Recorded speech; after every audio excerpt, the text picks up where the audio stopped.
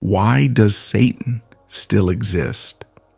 If God claims control over evil, have you ever wondered why an all-powerful sovereign God allows Satan to exist? If God has the ultimate authority over all creation, why doesn't he simply eliminate evil? This question has perplexed believers and skeptics alike for centuries. But when we explore scripture and theological reasoning, we find compelling insights into this divine paradox. Understanding Satan's origins.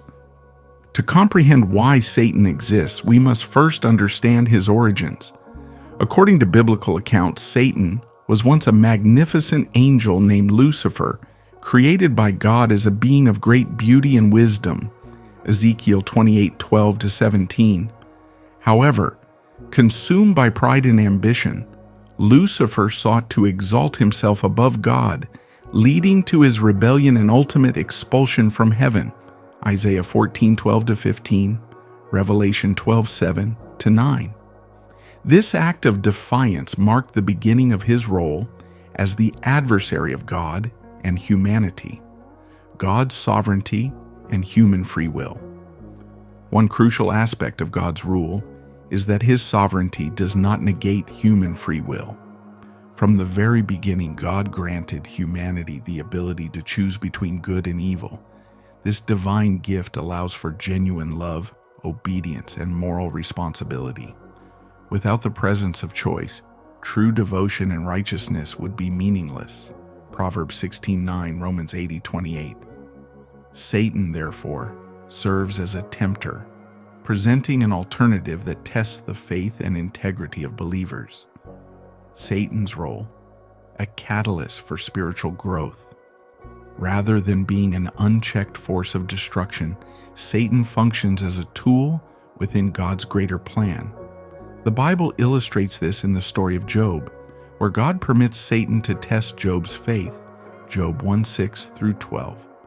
Similarly, 1 Peter 5:8-9 warns that Satan prowls like a roaring lion, seeking to devour believers.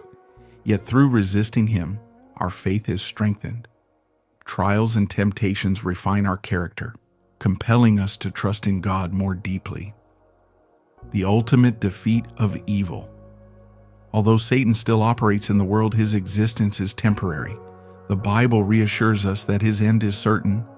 God will ultimately cast Satan into the lake of fire, bringing an end to his influence forever.